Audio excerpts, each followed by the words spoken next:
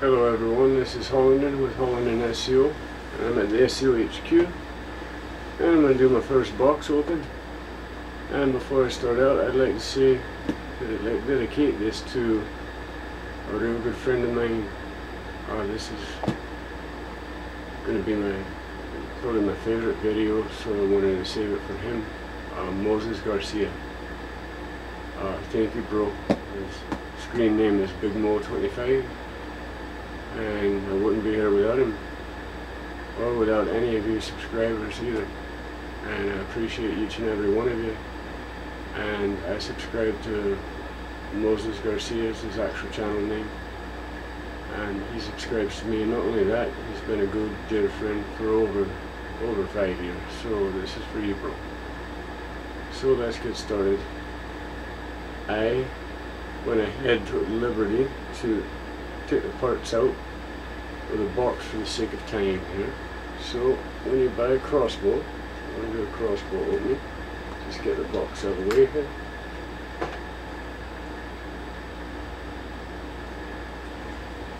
And this is a para frame. It's got holes in the frame to make it lighter, more mobile. And when you buy it from, I bought this from Dick's Sporting Goods, matter of fact, comes with your foot stand that you knock it with. Came with a strap on it, and the scope was on it, but I took the scope off to show you how to install the scope real quick. Like,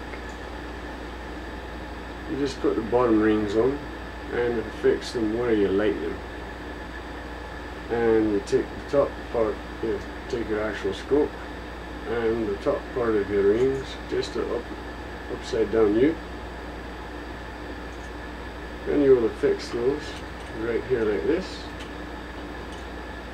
Fairly simple if you know what you're doing and you've done this before, which I've done quite a few times. I have shot quite a few weapons in my lifetime.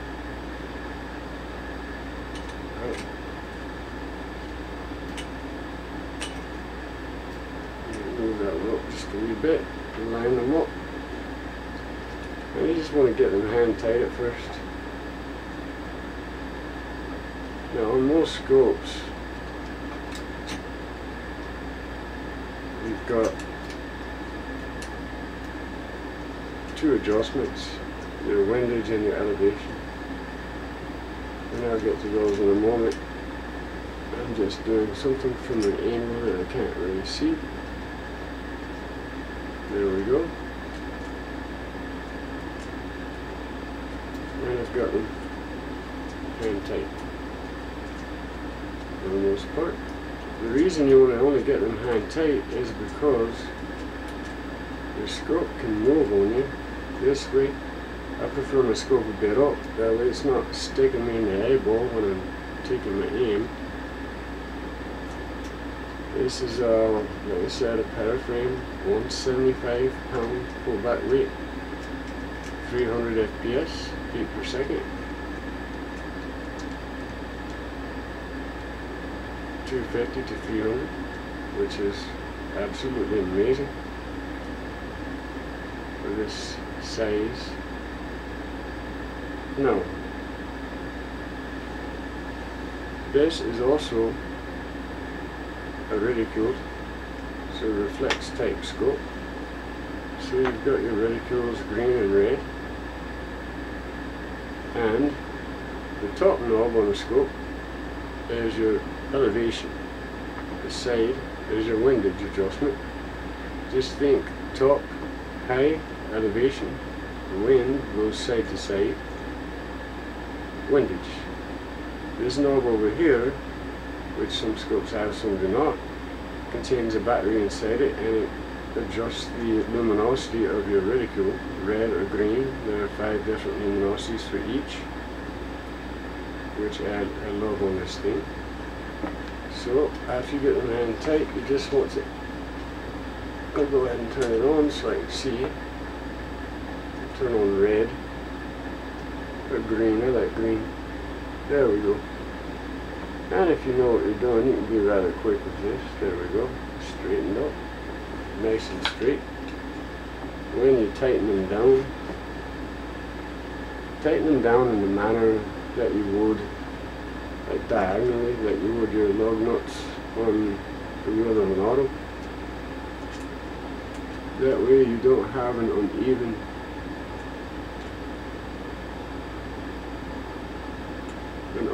grip on the scope from the rings themselves. And it will generally not turn the scope on you. And you just want to get them firm. That's about it. Firm.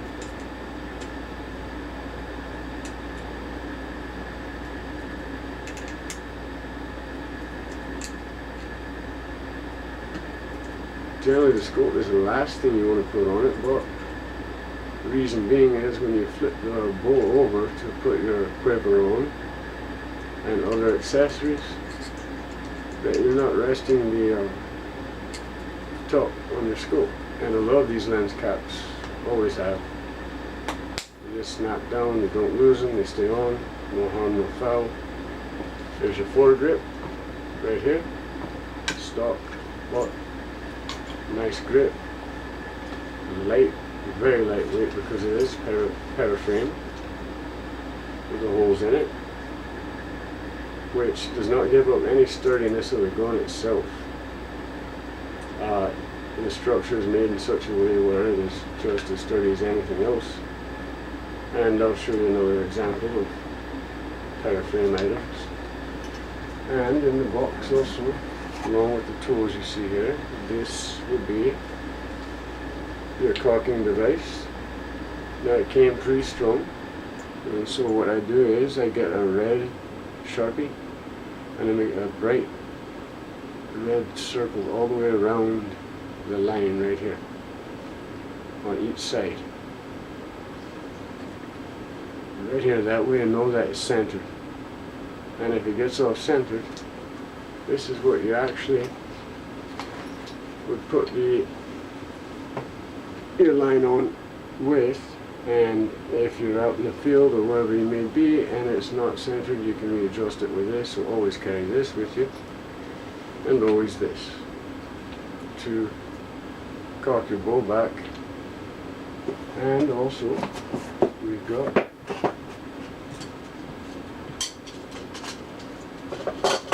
first, let's go ahead and install the quiver.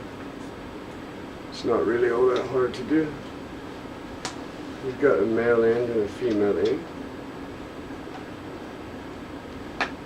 And this is what I'm saying, if without the scope you can just put it on upside down. But I know what I'm doing, so there you go. Locks in place like that, and that is your quiver. Installed, ready to go.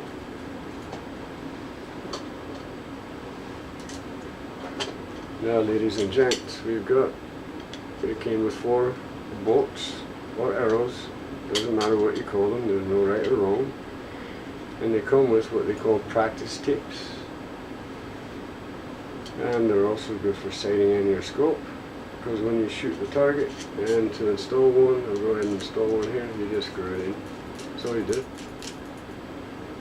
You pull it easily out of your target. Now, on each and every bolt, you'll notice there's an odd man out fletching.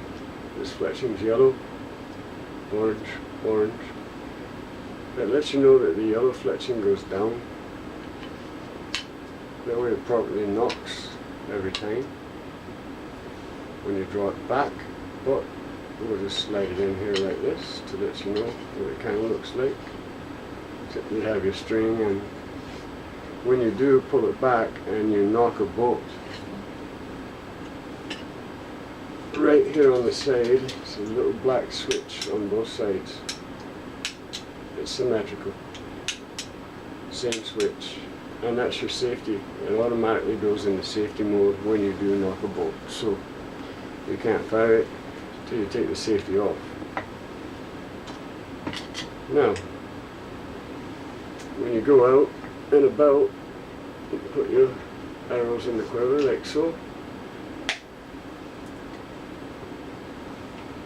And use your, when you do this, please put your practice tips or your sighting tips, whatever you want to call them, on. Do not put your nice bladed tips on. They'll get stuck in the foam here, and good luck getting them out, folks. Good luck. You don't want to be in that predicament, trust me. Now I went ahead and bought some real hunting tips. I'm not a hunter. I used to be, but I haven't hunted in, well, 15, 20 years. I just don't do so. I'd rather just target shoot. And all you do is just take your safety or your practice tip out. Now your bladed tips will come with 4. 3 orange, hope you can see, and the blue. The blue has a rounded blade at the bottom, so you can actually sight this one in. This is your sighting tip. These, I don't know if you can see, but they're jagged right here, and they will deploy.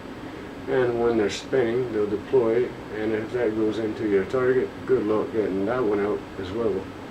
You'll pretty much destroy it. So we'll just put the practice tip on, which I like blue anyway, just for the looks.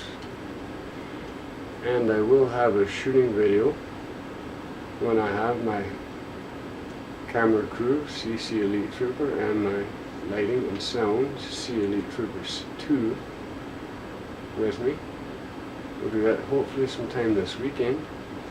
Coming up, it will come with your rail lube for your rail. Lets that bolt take off rather quick. And it will also come with lens cleaner cloth, which I firmly believe in. If I'm going to look at my target and shoot this thing, I want to be able to see it clearly as possible. And if we decide, all of us, to get out and play a bit of sticks and stones in real life, then when I scope you up at about 80 yards away, I want to be able to pull this trigger and see clearly that bolt hit you and explode. Only in a video game, that is, kids. It was a joke. And now your strap, make sure the leather part is on the inside, that way when you carry it, it kind of catches to you. And that's about all there is to a crossbow, really.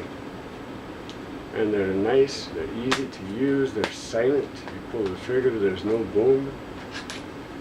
It's just, and the target does not know what hit them.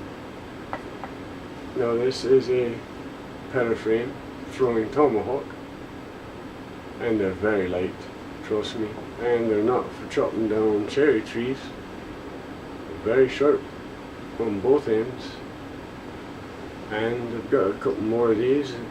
CC Elite Trooper and I, 2 trees can attach to this. We got out and practiced about a couple weeks back, and he started sticking the trees with these, like his dad, like me, and we'd practice, and I'd show him how to throw a tomahawk, which I learned how to do. Now, I save odd things like this, and they come in handy. This is actually an earbud case. Came with some earbuds that I bought.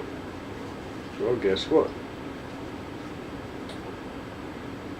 These will fit perfectly inside.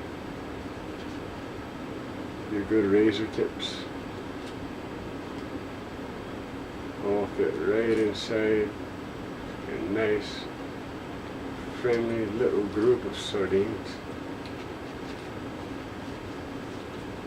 This one's not being too friendly right now, and there you go. You just snap it shut. That's all there is to that. So I hope everyone enjoyed. Now I went ahead, I did go ahead and took the liberty to buy some extra batteries for my reticule, which I'll show you guys that when we actually go out and test fire this. Here's another example of paraframe. petter frame knife with holes in it, lightweight, and not giving up any structure at all. So I hope everyone enjoyed, and we'll get to go out and shoot this baby this weekend. In case anything you see in here, please, do not try it at home. Trust me, I'm a doctor. And like I said, these are dangerous weapons. They're just as dangerous as the rifle itself. They're silent, so these are not to be taken lightly. Okay, I hope everyone enjoyed, and subscribe, smash the like button, hit it, whatever you want to do with it, and drop me a comment, drop us a comment, let us know how we're doing, what you want to see in the future, maybe a different game or whatever weapon. By subscribing and liking liking the videos, it helps me go out and get stuff like this to show you, and we'll have fun with it this weekend, I promise you. Thank you everybody, and I hope you have a good day.